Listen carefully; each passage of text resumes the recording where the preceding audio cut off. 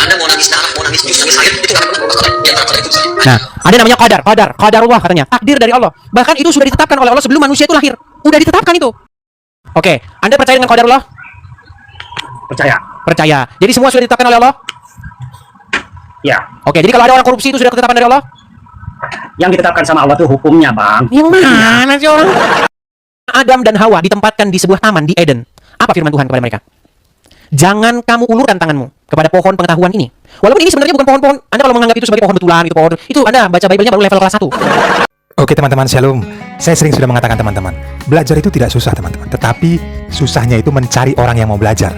Bagaimana pengetahuan kita tentang memahami Adam dan Hawa jatuh ke dalam dosa dan ada larangan dari Allah untuk tidak memakan buah itu. Buah seperti apa yang kalian maksud teman-teman? Apakah berbentuk seperti buah apel? Nah ini, bagaimana Edis mencoba menjelaskan, membawakan narasi agar kita mudah memahaminya. Dan ini sangat penting teman-teman.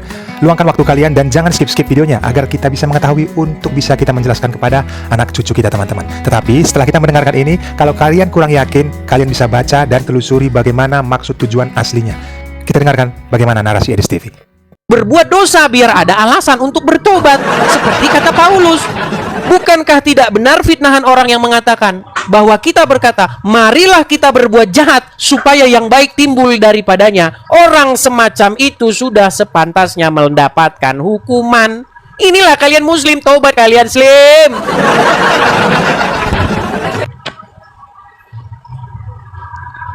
Salah dan benar itu udah ditetapkan, Bang. Kalau salah dan benar, berarti Anda percaya dengan konsep takdir? Ya. Berarti kalau ada orang korupsi, Angelina Sondak, setelah dia mualaf dia korupsi, berarti itu sudah takdir Allah? Bukan. Tadi katanya takdir. Ini gimana sih nih orang nih? Bukankah takdir itu pilihan, itu sudah...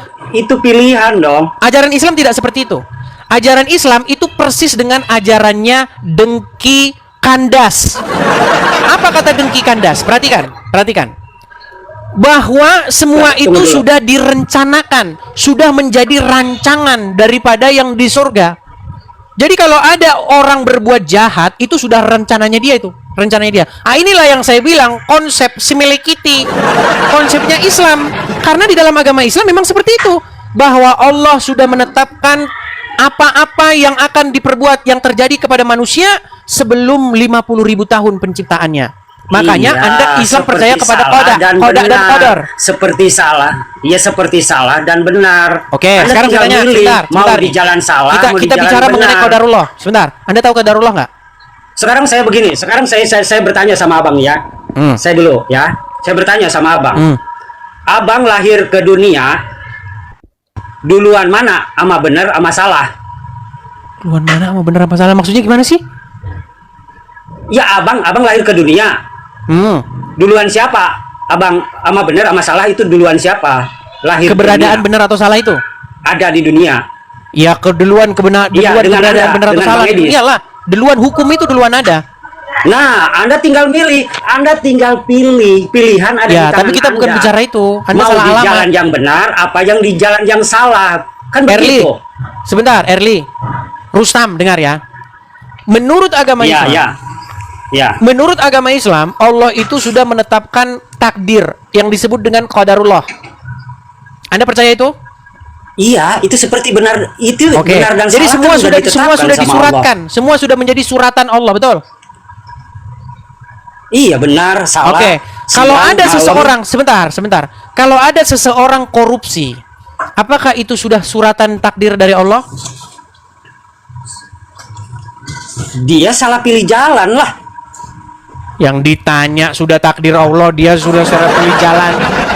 Jika orang korupsi, apakah itu sudah takdir dari Allah untuk dia korupsi? Bukan. Berarti kamu tidak percaya dengan konsep takdir. Karena di dalam agama Islam konsepnya seperti itu. Saya bukakan ceramahnya. Saya bukakan ceramahnya ini ya.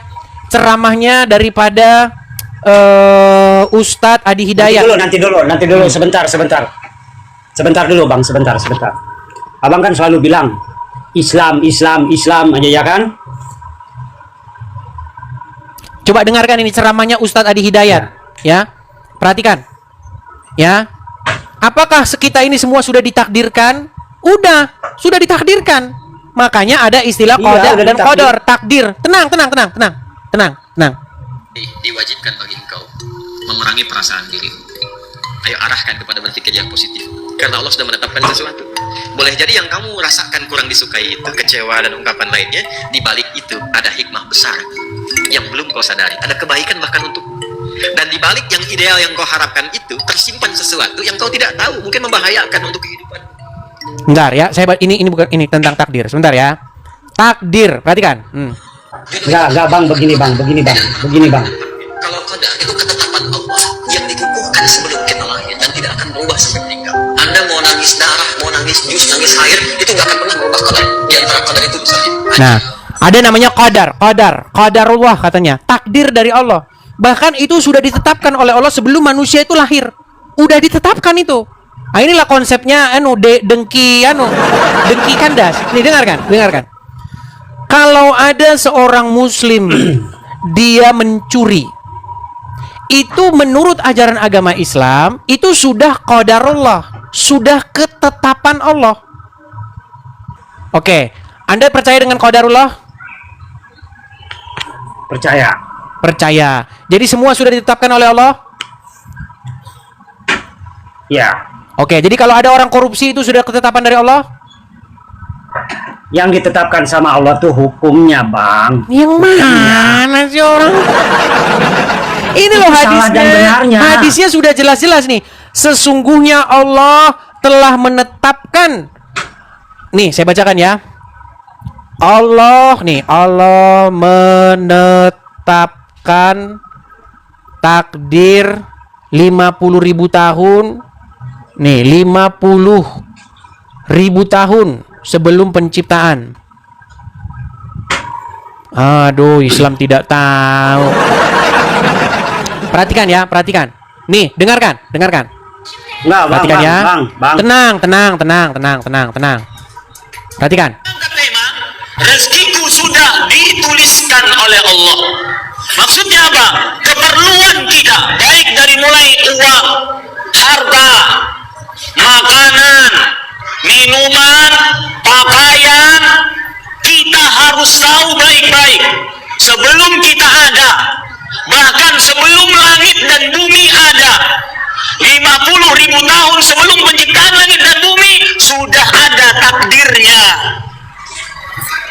Sekarang jam 4:46 seorang Ahmad Zainuddin meminum ini sudah ditulis oleh Allah Subhanahu wa taala. Wow.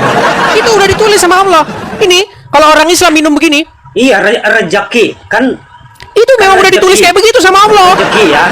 Makanya konsep tenang, konsep di Rezeki dalam memang agama sudah Islam ditetapkan, Bang. Konsep di dalam agama Islam, manusia itu tidak lebih daripada wayang. Tahu Ki Mantep, Pak Mantep? Rezeki itu memang sudah ditetapkan. Minum kau, minum. Itu wayang. Sudah ditetapkan. Makanya menurut konsep agama kalian, manusia itu hanya wayang yang hanya menjalankan apa yang sudah ditulis. Bahkan kamu minum itu udah ditulis sama Allah. Minum jam sekian kamu korupsi, jam sekian kamu minum, jam sekian kamu menipu orang, itu sudah ditulis. Makanya saya bilang, kalau seperti ini konsepnya dengki kandas itu, dengki kandas. Kalau seperti ini konsepnya, makanya saya bilang tenang. Jodoh. Kalau seperti itu konsepnya, maka bisakah orang yang korupsi, orang yang berdosa, orang yang berzina, orang yang bersaksi dusta dituntut atas perbuatannya?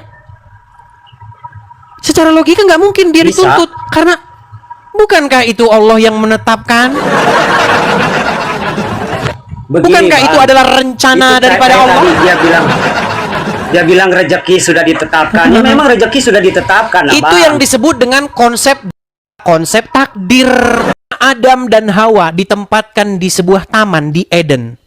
Apa firman Tuhan kepada mereka? Jangan kamu ulurkan tanganmu kepada pohon pengetahuan ini.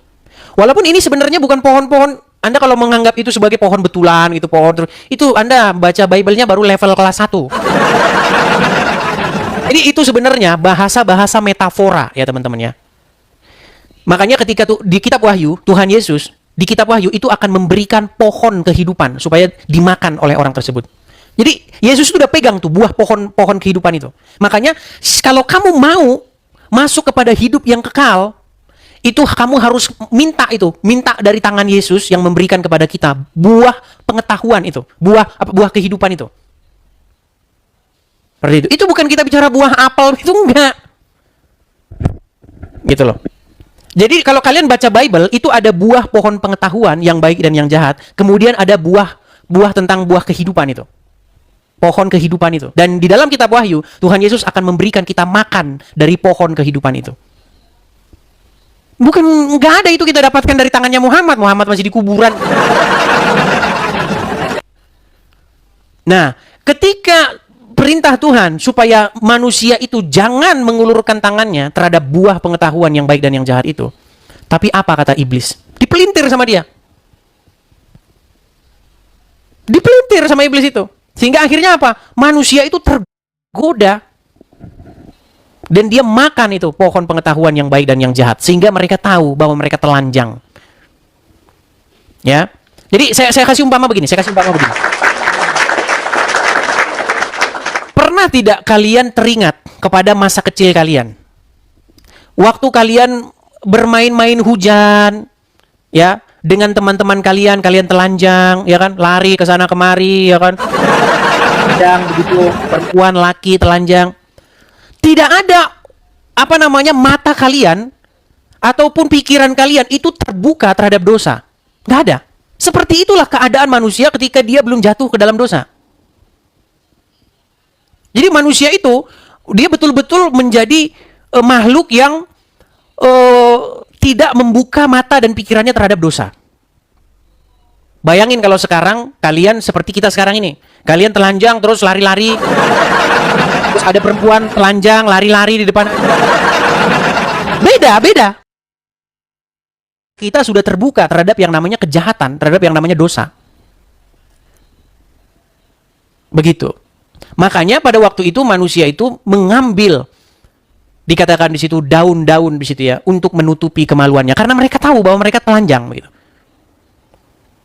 Seperti itu. Nah, sekarang setan itu teman-teman punya intrik dia, intriknya masih ada. Apa kata Bapa di surga dengan perantaraan Tuhan Yesus? Apa katanya? Jangan berbuat dosa. Kuduslah kamu sebab aku kudus. Hiduplah di hadapanku dengan kudus dan tidak bercacat celah. Itu firman Tuhan kepada Abraham.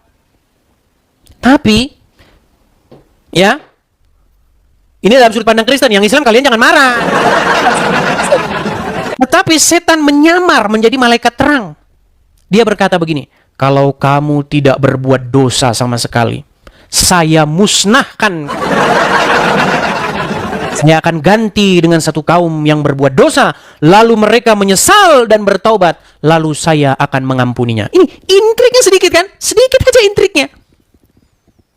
Jadi manusia dirangsang untuk berbuat dosa supaya nanti dia bertobat dan dosanya akan diampuni. Jadi dengan memiliki pikiran semacam itu, dengan satu ajaran semacam itu yang merasuk kepada jiwa orang tersebut, maka orang tersebut akan, saya korupsi, kan saya nanti akan diampuni. Saya berzina, kan saya nanti akan diampuni. Ini adalah cara iblis untuk menyesatkan orang. Ya, makanya bertobatlah kalian kalau punya Tuhan yang semacam itu. Ya, seperti itu. Oke teman-teman, coba jujur di kolom komentar. Apakah sebelum kita mendengarkan ini, kalian berpikir berbeda teman-teman dari narasi yang disampaikan oleh Edis TV? Kalian berikan komentar kalian di kolom komentar. Tetapi kalau misalnya kalian mempunyai argumen yang lebih kuat berdasarkan ayat Alkitab, penjelasan seperti apa yang kalian maksud, coba tinggalkan di kolom komentar teman-teman. Oke? Dan saya harap kalian bisa berpartisipasi, like, dan nyalakan juga lonceng yang sudah subscribe. Nyalakan juga loncengnya teman-teman untuk channel ini agar videonya yang saya upload untuk yang baru-baru, kalian tidak ketinggalan notifikasi. Oke? Semoga bermanfaat videonya. Salam kasih dari terang dunia.